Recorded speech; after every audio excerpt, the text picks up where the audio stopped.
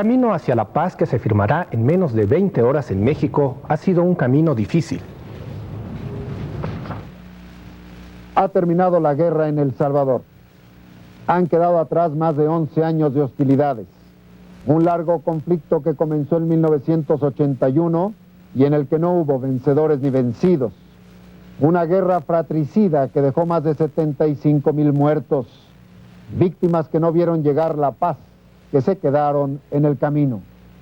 Una guerra que en cálculos conservadores tuvo un costo de más de $1,000 millones y que sin duda acentuó el serio retroceso económico, político y social en que está inmerso El Salvador.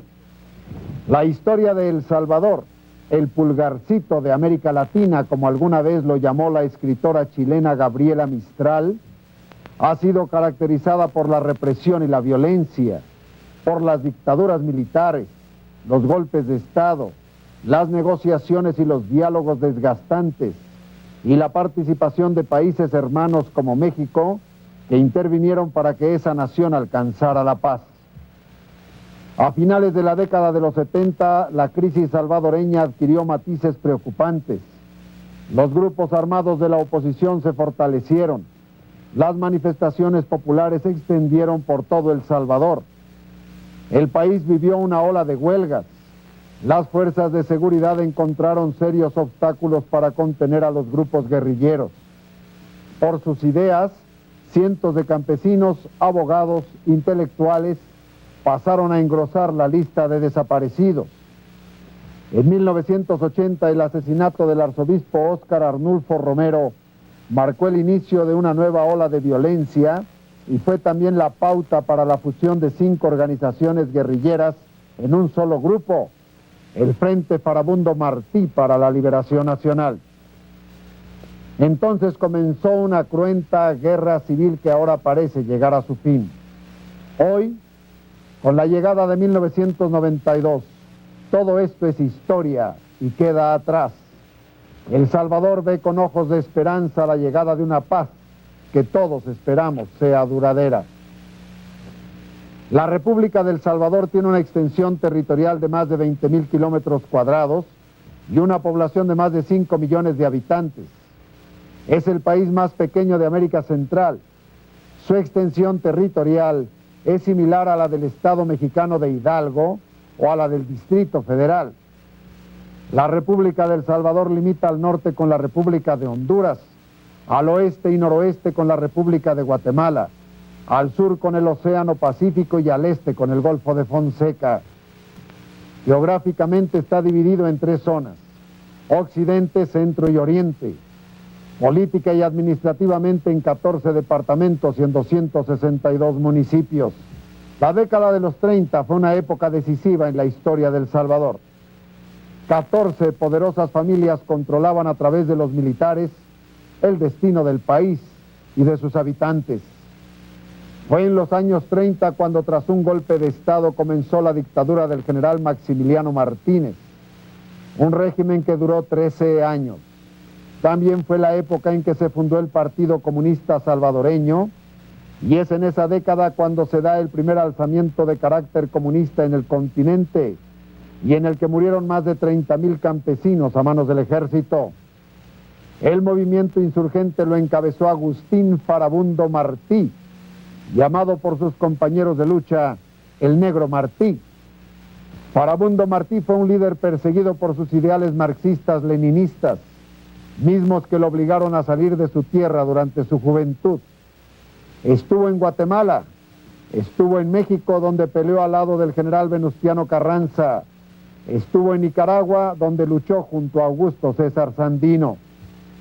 Después de la revuelta de 1932 en la que murió, el nombre de Agustín Farabundo Martí fue borrado de la historia de El Salvador. Medio siglo después, Farabundo Martí resucita. La vida política de El Salvador transcurrió en los siguientes 40 años entre sucesivos golpes de Estado, juntas de gobierno y dictaduras. En 1970, Salvador Cayetano Carpio, quien fuera conocido después como el comandante Marcial, fundó las Fuerzas Populares de Liberación, una organización que marcó el principio de la lucha guerrillera en El Salvador. Surgieron grupos como el Partido de la Revolución Salvadoreña y su brazo armado, el Ejército Revolucionario del Pueblo, el Partido de la Resistencia Nacional y sus Fuerzas Armadas, el Partido Revolucionario de los Trabajadores Centroamericanos y su Movimiento de Liberación Popular. El 15 de octubre de 1979, el descontento popular concluyó con un nuevo golpe de Estado contra Carlos Humberto Romero. Un grupo de jóvenes miembros de las Fuerzas Armadas de El Salvador instalaron una junta militar que en menos de 3 meses fracasó. La cercanía de El Salvador con Nicaragua y Cuba, países que contaban con gobiernos surgidos de revoluciones, hicieron del movimiento insurgente en El Salvador un motivo de preocupación para potencias como los Estados Unidos y también la Unión Soviética. En 1979, Estados Unidos incrementa su ayuda a El Salvador. Aporta a la Junta Cívico-Militar en turno más de $5 millones. El 9 de enero de 1980 se instala la segunda Junta de Gobierno mediante un pacto entre el Partido Demócrata Cristiano y las Fuerzas Armadas. José Napoleón Duarte, entonces dirigente del partido, queda al frente de la Junta. Continuamos con la historia de la guerra y la paz en El Salvador. Un día después, el 10 de enero de 1980, la Resistencia Nacional, las Fuerzas Populares de Liberación y el Partido Comunista Salvadoreño integraron la Coordinadora Revolucionaria Político-Militar, antecedente inmediato del Frente Farabundo Martí para la Liberación Nacional. Meses después, nuevas organizaciones se suman a la lucha cívica y política, la Coordinadora Revolucionaria de Masas y el Frente Democrático Revolucionario. El 24 de marzo de 1980 en San Salvador, la capital salvadoreña, a plena luz del día y ante cientos de fieles, el arzobispo Óscar Arnulfo Romero es asesinado cuando oficia una misa. Monseñor Romero era el único prelado del Salvador que mantenía correspondencia con funcionarios y políticos norteamericanos, entre ellos con el expresidente James Carter. El 30 de marzo, un grupo armado apostado en la plaza central de San Salvador abrió fuego contra la multitud desarmada que acudió al sepelio de Monseñor Romero. 26 muertos y 200 heridos es el resultado de este acto. El 10 de octubre de 1980, 5 organizaciones de izquierda que representaban a la oposición armada en El Salvador se unieron y dieron forma al Frente Farabundo Martí para la Liberación Nacional. En diciembre de 1980, 3 religiosas y una mujer laica norteamericanas fueron violadas y asesinadas por supuestos grupos paramilitares. El hecho puso de manifiesto la existencia de los denominados escuadrones de la muerte. Entre 1980 y 83, según informes de organizaciones de derechos humanos internacionales, más de 20,000 personas fueron asesinadas por estos grupos. El 22 de diciembre de 1980, José Napoleón Duarte fue designado presidente provisional de El Salvador. El 10 de enero de 1981, el Frente Farabundo Martí para la Liberación Nacional comienza su primera gran ofensiva. Se calcula que en este primer ataque murieron 2,000 personas entre combatientes y civiles. En los primeros meses de este conflicto comenzó un éxodo masivo de salvadoreños que se extendería a todo lo largo del conflicto. Se calcula que entre 1980 y 1983 abandonaron Salvador 500,000 de habitantes. Honduras, México y los Estados Unidos se convirtieron en los principales refugios. El Frente Farabundo Martí para la Liberación Nacional combatió inspirado en las teorías revolucionarias vietnamitas y argelinas de la guerra de guerrillas. En El Salvador, el escenario de los enfrentamientos fue la calle, la ciudad, los edificios, los cuartos de cada edificio. Su refugio estuvo en la misma población. En medio de esa lucha por el poder interno y por alcanzar la legitimidad externa, México y Francia emitieron una declaración conjunta el 28 de agosto de 1981. El documento reconoció oficialmente representatividad política a las fuerzas rebeldes. Si bien no fue un reconocimiento al estatus de beligerancia, Sí fue el primer triunfo político y diplomático para las fuerzas insurgentes. El 11 de diciembre de 1981, tropas gubernamentales asesinan a más de 700 campesinos en la provincia de Morazán, en lo que se conoció como la Matanza del Mozote. Siguieron los esfuerzos diplomáticos por alcanzar la paz. Como resultado de la Declaración Franco-Mexicana, en enero de 82 se fundó la Comunidad Democrática de Centroamérica, integrada por los cancilleres de Costa Rica, El Salvador y Honduras, y apoyada por Colombia y Venezuela. En 1982 se realizó la elección de diputados para la nueva Asamblea Constituyente. Álvaro Magaña fue elegido presidente provisional de El Salvador y convocó a elecciones. En 1983 una nueva figura se sumó al esfuerzo de paz. En una breve visita a El Salvador, Juan Pablo II hizo un enérgico llamado a la paz. En 1984, José Napoleón Duarte se convierte en el primer presidente civil electo por voluntad popular, derrotando a Roberto Dabuizón, candidato y fundador del Partido Alianza Republicana Nacionalista, ARENA. Al principio de su gestión, Duarte se comprometió a buscar mecanismos para alcanzar la paz. En un acto sin precedentes en la historia salvadoreña, el 8 de octubre de 1984, en la sede de Naciones Unidas, Duarte convoca a un diálogo al Frente Farabundo Martí. Durante el gobierno de Duarte se dieron 3 encuentros de diálogo, los 3 fracasaron.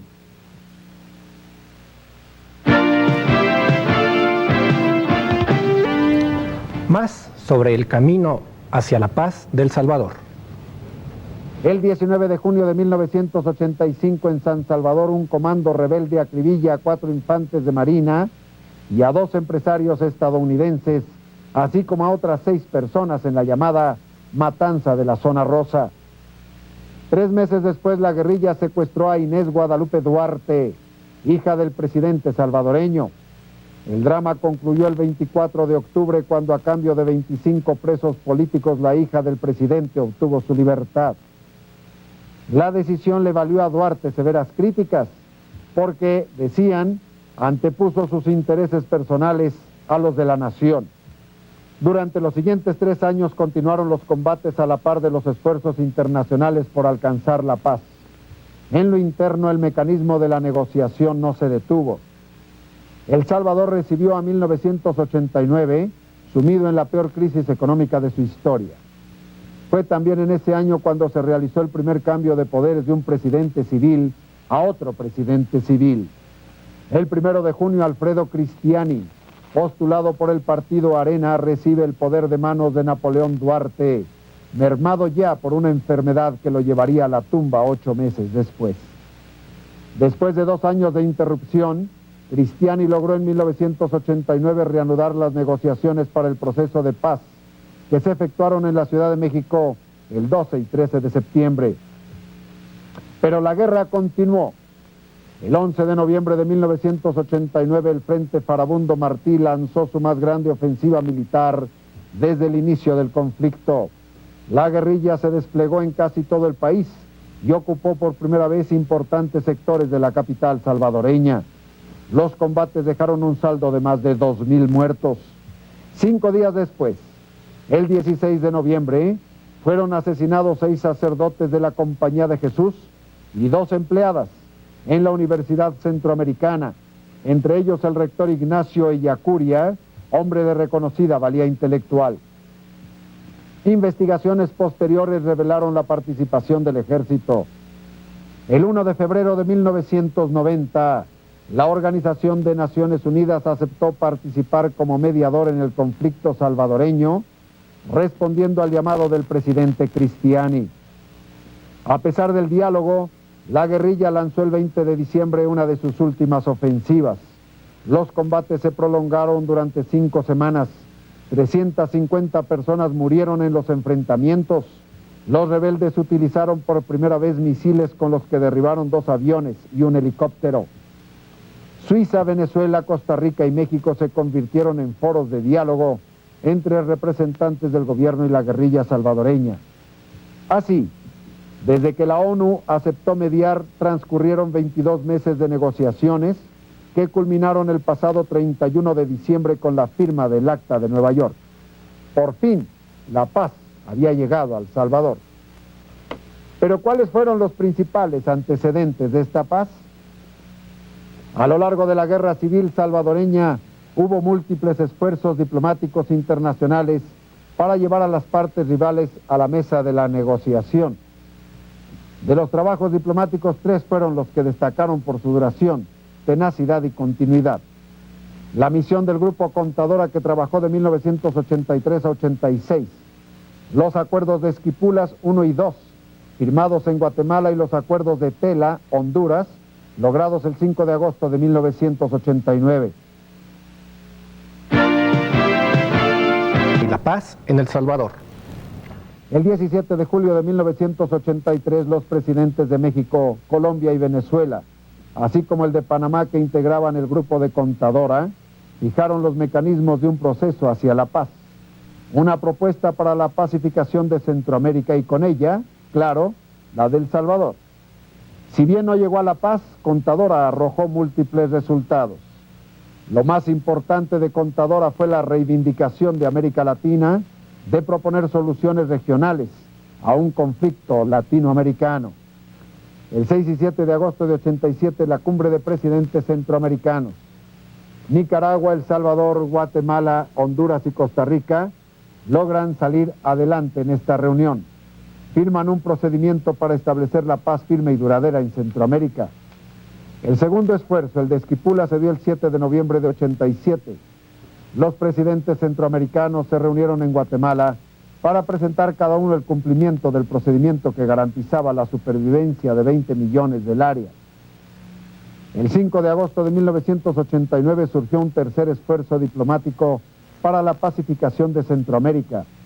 Fue la continuidad del Acuerdo de Esquipulas II, firmado en noviembre de 87.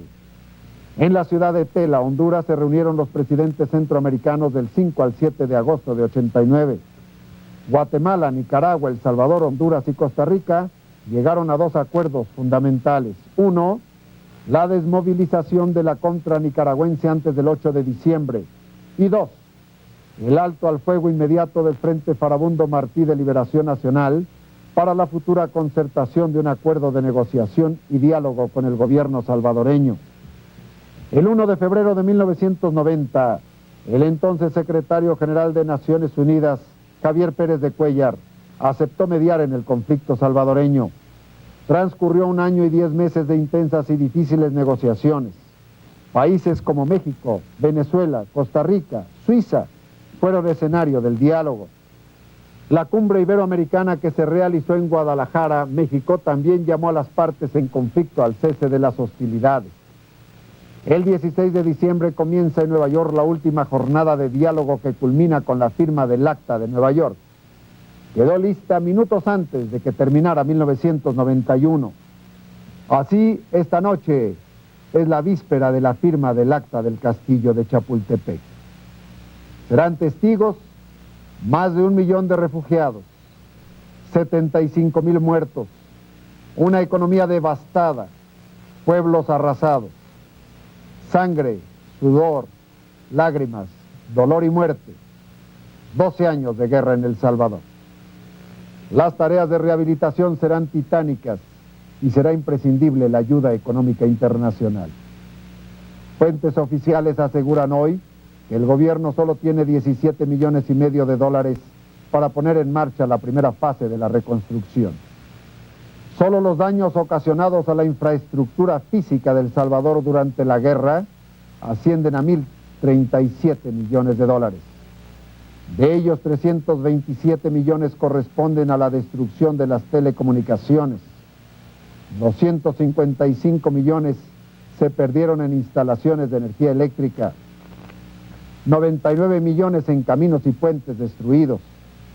58 millones en servicios de agua y saneamiento. 92 millones por ataques a las vías férreas, 94 millones en transportes destruidos.